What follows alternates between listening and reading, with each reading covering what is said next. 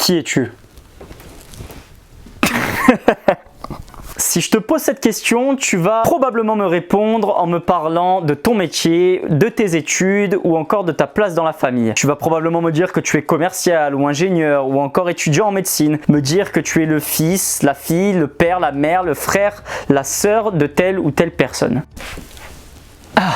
Mais j'aimerais que tu me répondes un peu différemment cette fois, en utilisant ce qu'on appelle un adjectif allitératif. Alors qu'est-ce que c'est qu'un adjectif allitératif? Tu vas me dire, c'est simplement un adjectif qui démarre par la première lettre de ton prénom.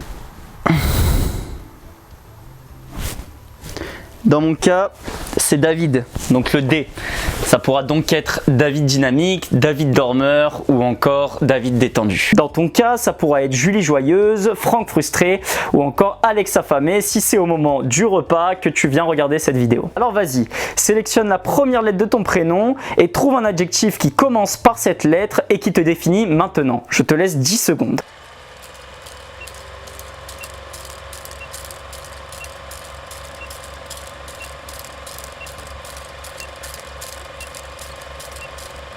Écris-moi en commentaire l'adjectif que tu as trouvé. Si tu n'en as pas trouvé, je te propose à la fin de cette vidéo de prendre du temps pour y réfléchir et de revenir me l'écrire en commentaire. Alors la raison pour laquelle je te fais faire cet exercice, ce n'est pas anodin, c'est pour que tu actives ton cerveau conscient. Parce qu'en effet, la plupart du temps, quand on nous demande qui es-tu, nous avons tendance à répondre de manière quasi automatique en évoquant les sujets que je t'ai cités précédemment, que sont le travail, les études ou encore notre place dans la famille. C'est notre cerveau subconscient qui est à l'origine de ces automatismes. D'ailleurs, est-ce que tu peux me lire à voix haute ce mot-là? Paix. Et est-ce que tu peux me dire ce que boivent les vaches? Du lait? Je sais que ces histoires de paix et de lait ne semblent avoir aucun sens, mais reste avec moi, tu vas comprendre. Donc voilà ce qu'il y a à savoir. D'un côté, on a le cerveau conscient et de l'autre côté, on a le cerveau subconscient. Et c'est ce dernier qui prend le plus de place dans notre communication. C'est celui qui adore donner des réponses et c'est notamment celui qui t'a amené à répondre le lait à la question précédente. Mais tu sais que ce n'est pas la bonne réponse, n'est-ce pas? En effet, ce que ton subconscient a fait, c'est qu'il a supposé que c'était la bonne réponse. Et c'est ce qu'il fait régulièrement dans ta relation aux autres, dans ta communication. Alors, pour essayer de remédier à cela, pour éviter que ton subconscient fasse des mauvaises suppositions et que tu y crois, je te propose d'appuyer sur le bouton ON de ton cerveau conscient, d'être plus conscient de toi-même et plus conscient de l'impact que tu as sur les autres. Je te propose de te demander qui es-tu réellement, comment est-ce que tu te présentes au monde et comment est-ce que tu communiques. Carl Jung disait, je te mets sa citation juste ici, « Tant que tu n'auras pas rendu l'inconscient conscient, il dirigera ta vie.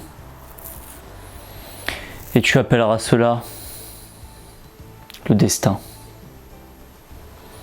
En effet, nous avons tous des millions d'automatismes dans notre cerveau subconscient qui dictent la manière dont nous interagissons avec le monde et tant que nous ne les avons pas mis à l'épreuve à l'aide de notre cerveau conscient, eh bien des choses continuent à nous arriver encore et nous nous mettons à penser que nous n'avons aucun contrôle dessus et que c'est simplement le destin. Mais la vérité, c'est que nous avons le contrôle dessus. En effet, ton cerveau conscient te permet de remettre en question ces automatismes. Comment? Simplement en pensant différemment. Tu as la capacité, grâce à ton cerveau conscient, de penser une pensée différente à tout moment sur n'importe quel sujet. Tu as la capacité de modifier ta vision de ce sujet ou plutôt de modifier la vision que ton subconscient a de ce sujet. Alors revenons à la question qui suis-je ou plus précisément qui sommes-nous? Comment avons-nous appris à nous connaître au fur et à mesure des ans et comment avons-nous appris à connaître autrui? Il y a 2500 ans, c'était la théorie des humeurs qui faisait office de modèle pour la connaissance de l'homme. Elle a été popularisée par Hippocrate, je te l'affiche juste ici.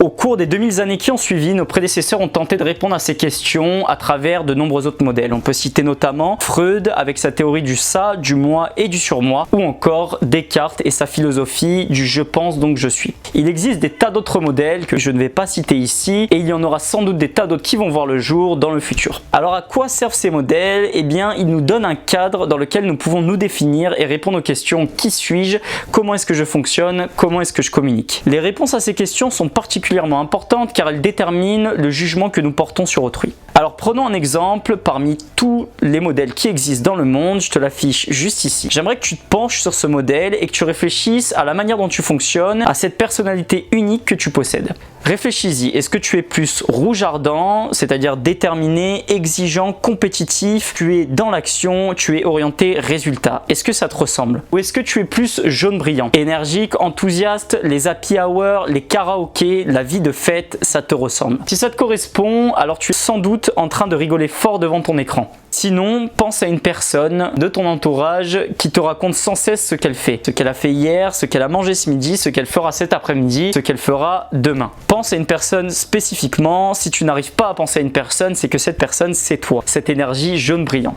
Alors, es-tu plus rouge ardent ou plus jaune brillant? Dans les deux cas, ces énergies sont extraverties, elles sont bruyantes, elles parlent pour penser. Si tu ne te reconnais dans aucune de ces deux énergies précédentes, c'est probablement parce que tu es plus l'une des deux énergies suivantes. Elles sont plus calmes, elles sont plus posées. Tu es vert calme, ça porte bien son nom. Tu es bienveillant, tu es patient, avec un sens aigu du partage. Il n'y a pas plus à l'écoute que toi. En effet, tu écoutes la personne pour voir où est-ce qu'elle va te mener sans besoin de l'interrompre, tel que le ferait jaune brillant ou rouge ardent. Ou peut-être es-tu plus bleu frais avec sa pensée introvertie. Tu es modéré, tu es prudent, tu es précis, tu es interrogateur. Tu veux que je te prouve ces concepts des 4 couleurs pour 4 personnalités. Tu aimerais lire plus sur le sujet. Alors réfléchis-y. Est-ce que tu es plus rouge ardent, jaune brillant, vert calme ou bleu froid? Pour ce dernier, il se peut que tu hésites encore sur la réponse à donner. Tu aurais besoin de plus de temps pour analyser, pour faire marcher ta logique. Maintenant, j'aimerais que tu considères que jusqu'à la fin de cette vidéo, ce modèle fait office de modèle référence qui te permet de te définir. Tu as alors une personnalité bien définie et des traits de personnalité bien définis. J'aimerais que tu te poses une question. Que se passerait-il si tu abusais de ces traits de personnalité?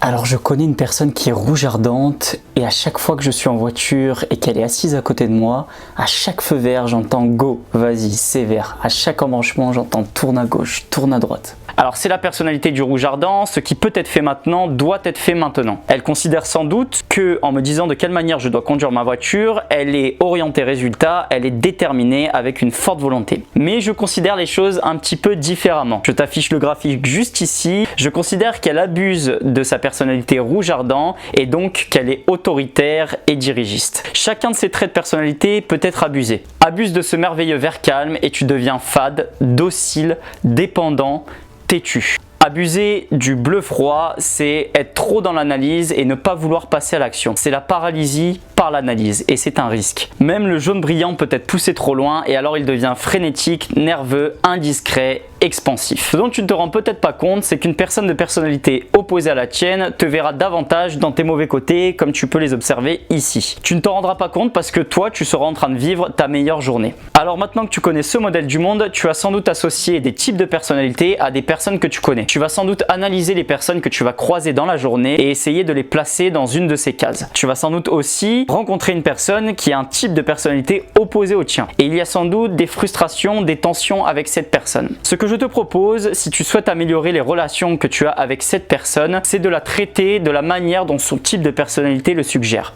Par exemple, pour le jaune brillant, ça sera de l'inviter pour une happy hour ou alors une sortie entre amis. Pour le vert calme, ce sera de lui demander son ressenti par rapport à telle ou telle situation, de lui poser des questions, de lui montrer de l'affection. Pour le bleu froid, il faudra que tu détailles tes réponses. Il faudra que tu expliques sur quoi tu te bases pour donner tel type d'opinion. Pour le rouge ardent, eh bien, n'oublie pas qu'il faut être orienté résultat, alors sois concis et synthétique lorsque tu discutes avec cette personne. Le cadre donné par un modèle peut être aussi très utile dans le travail. Gardons ce modèle en exemple. Maintenant que tu sais comment tu fonctionnes et communiques, quel rôle peux-tu jouer dans ton travail et de quelle manière peux-tu contribuer au mieux? Parce qu'il y a une place que tu tiens naturellement dans ce modèle. Il y a naturellement des choses pour lesquelles tu es meilleur que d'autres. Alors l'objectif de ces explications sur le subconscient, le conscient ou encore les modèles, c'est de te donner l'envie de trouver le modèle qui te correspond et dans lequel tu puisses évoluer consciemment. Mais c'est aussi de t'amener à considérer l'importance d'un tel modèle. Si je peux t'amener à considérer autre chose, ce serait cette citation de Carl Jung.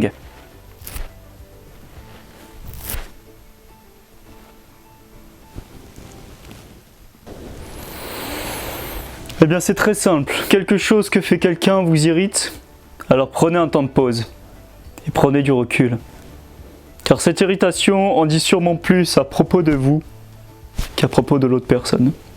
Alors nous arrivons sur la fin de cette vidéo. Comme tu as pu peut-être le remarquer, j'ai changé 4 fois de tenue dans cette vidéo. En effet, c'était seulement ma deuxième vidéo et c'était la plus longue. J'ai mis 4 jours à la filmer et à la monter, mais j'ai appris plein de trucs et j'ai adoré la faire et j'espère que tu as aussi adoré la regarder. Si c'est le cas, je te propose d'appuyer sur le bouton j'aime, de t'abonner à la chaîne si ce n'est pas déjà fait et d'appuyer sur la petite cloche des notifications pour être prévenu à chaque fois que je posterai une nouvelle vidéo. Ce sera une par semaine normalement. Pour finir, je te propose un petit récap des points les plus importants.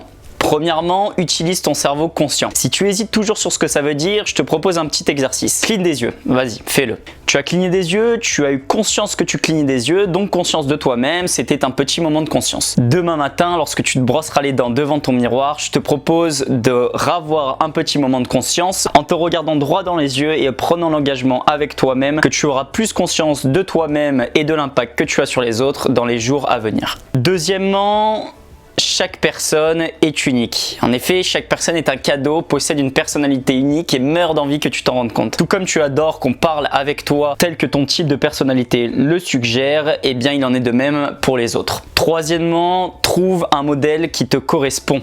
Connais ta personnalité. Trouve le modèle dans lequel tu fais le plus sens de ta relation à toi-même et de ta relation aux autres. Enfin, quatrièmement, et c'est sans doute le plus important, c'est passe à l'action. De nombreuses clés t'ont été données au travers de cette vidéo et si tu les mets en application, ne serait-ce qu'en partie dans ta vie, tu la verras changer pour le meilleur et c'est ce que je te souhaite. Le choix reste au tien d'avoir acquis toutes ces connaissances et de ne pas les utiliser. Mais souviens-toi de ce que disait Einstein. Je t'affiche sa citation juste ici. Ceux qui ont le privilège de savoir ont le devoir d'agir.